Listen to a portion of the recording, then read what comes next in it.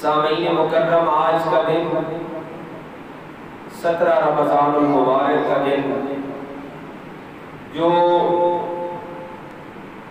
تاریخ اسلام ہی نہیں بلکہ تاریخ انسانیت میں حق اور باطل کے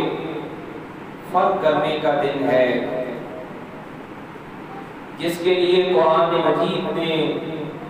رب العالمین کے کلام نے یوم الفرقان کا جو عنوان ہے، جو ٹائٹل ہے، وہ عطا کیا ہے۔ بدر کا میدان سج رہا ہے اور جس کے بارے میں محققین اور مفسرین یہ کہتے ہیں کہ یہ دراصل جس طرح قرآن مجید میں کہا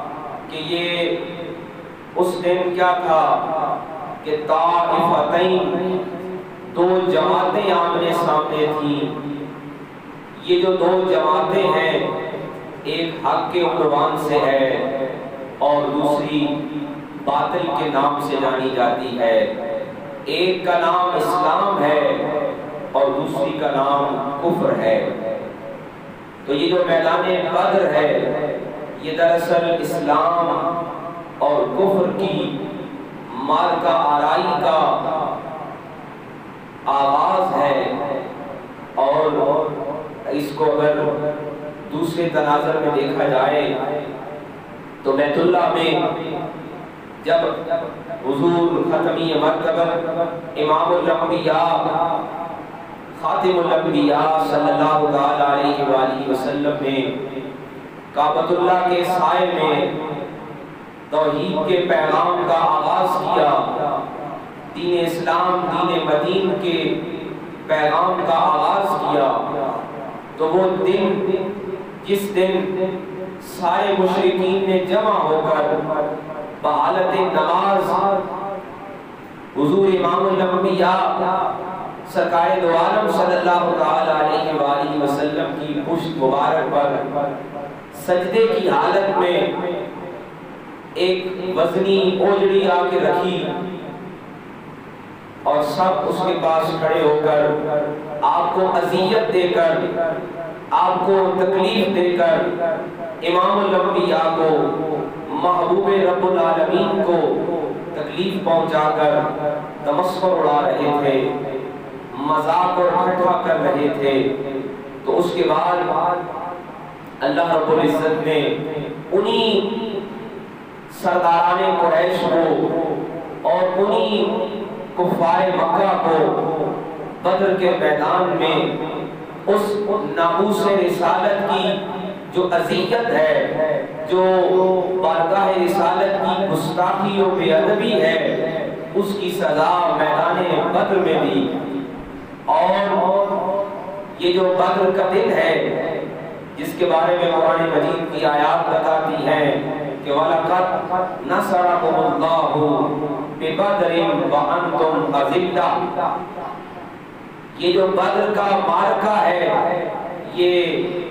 کفر اور اسلام کے مابین فرق کرنے کا معیار ہے۔ ایک طرف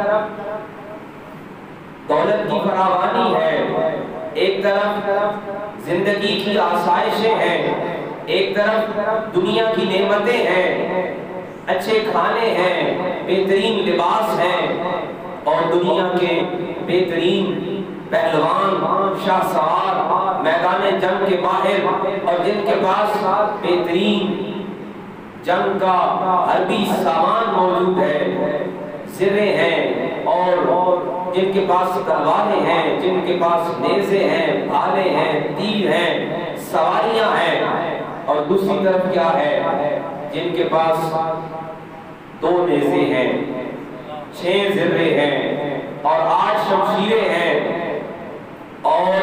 313 وہ افراد ہیں جن میں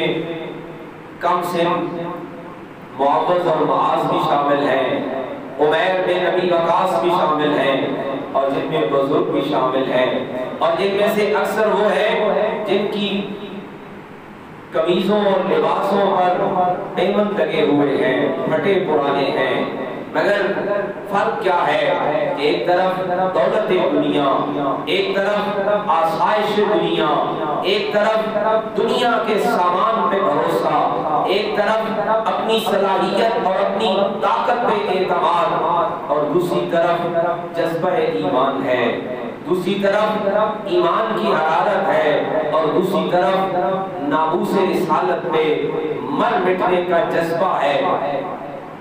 और जब मदीना मुनव्वरा में मुशावरत बुलाई जाती है और आका करीम सल्लल्लाहु तआला अलैहि वसल्लम जब पूछते हैं तो कुर्बान जाइए कि एक जान निसार आगे बढ़ के अर्ज करते हैं कि या रसूलल्लाह सल्लल्लाहु तआला अलैहि वसल्लम, हम आपको मूसा के हवारियों की तरह नहीं कहेंगे कि ऐ मूसा तू और तेरा खुदा जंग करे, बल्कि ऐ हमारे आका मौला, जहां आप हुक्म करेंगे वहां हम अपनी जानें कुर्बान करने के लिए तैयार होंगे। और अंसार की तरफ से हज़रत साद रज़ियल्लाहु ताला अन्हु सामने आते हैं और अर्ज करते हैं या रसूलल्लाह सल्लल्लाहु ताला अलैहि वसल्लम, हम अपने माल, अपने जान और अपने घर वालों के साथ, अपने बच्चों के साथ आप पे कुर्बान होने के लिए हम तैयार हैं। अगर आप हमें हुक्म देंगे तो हम समुद्र में भी कूद जाएंगे, हम आग में भी कूद जाएंगे, हम किसी दुनिया के जो है उस लालच में और तमा का शिकार नहीं होने वाले। और फिर मैदान बद्र जब सजता है तो दुनिया ये देखती है कि एक तरफ बेहतरीन शाह सवार हैं जिनके पास पूरे अरब पर बेहतरीन तीर अंदाजी, तलवार अंदाजी और जिनकी तजर्बा मौजूद है, और दूसरी तरफ नातवान, कमजोर, नहीं, जिनके पास सामान भी मौजूद नहीं है, जिनके पास सवारियां भी मौजूद नहीं है, जिनके पास कोई भला अनाज और अच्छा खाना भी मौजूद नहीं है। और फिर रमजान है,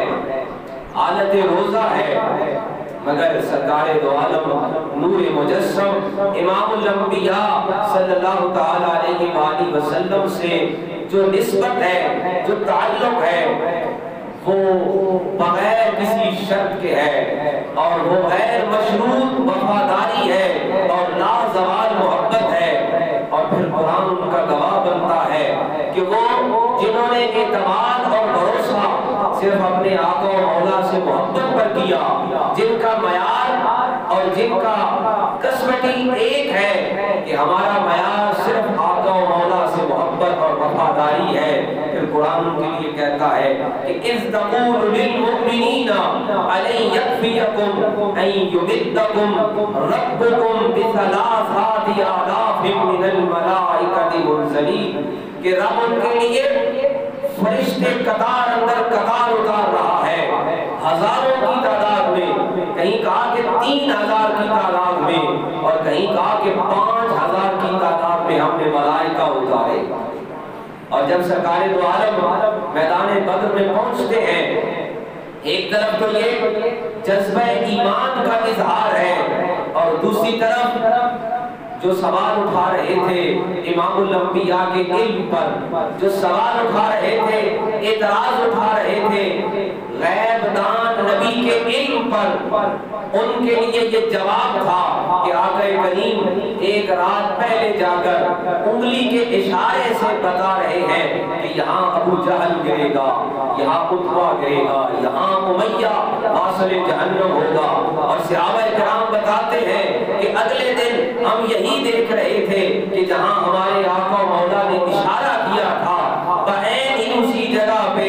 एक एक काफर का जहाँ जहाँ बताया था, वहीं उसी जगह पे उसको हमने मुर्दा पाया है। तो ये दरअसल इजहार था आका करीम इमामुल अंबिया महबूब रब्बुल आलमीन के इल्म का और आपकी नबुव्वत का, और आपकी नबुव्वत के इजहार का भी दिन था। और दूसरी तरफ नामूस रिसालत के جو پاسداران ہیں، جو ناموس رسالت کے جان نثاران ہیں، ان کے معیار کا بھی اظہار تھا کہ اظہار کیسے ہو رہا ہے کہ کم سن بچے بھی پڑھ کر کہہ رہے ہیں یا رسول اللہ صلی اللہ علیہ وآلہ وسلم ہمیں موقع عطا فرمائیے۔ اور ایک صحابی آتے ہیں، اگر ان کا تذکرہ نہ ہو تو بدر کے عزم کا اظہار ہی مکمل نہیں ہو سکتا۔ عرض کرتے ہیں یا رسول اللہ میرے ماں باپ آپ پر قربان ہوں، میں آپ کے سامنے جان دینے کے لیے بدر میں آ گیا ہوں، میرے پاس تو کچھ بھی نہیں ہے سوائے ایک چھڑی کے۔ اللہ اکبر۔ آقا کریم صلی اللہ علیہ وآلہ وسلم فرماتے ہیں کہ یہ چھڑی مجھے دکھاؤ۔ آقا کریم اپنے ہاتھ میں لیتے ہیں اور وہ چھڑی، وہ صحابی بتاتے ہیں کہ اتنی مضبوط لوہے کی تلوار بنی کہ پھر وہ حضرت ابوبکر صدیق رضی اللہ تعالیٰ عنہ کی خلافت کے زمانے تک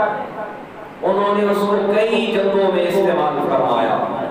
اور جیسے میں نے عرض کیا کہ یہ بدر، جس طرح قرآن نے کہا کہ طائفتین، یہ دو جماعتوں کا مقابلہ تھا، یہ حق اور کفر کا مقابلہ تھا،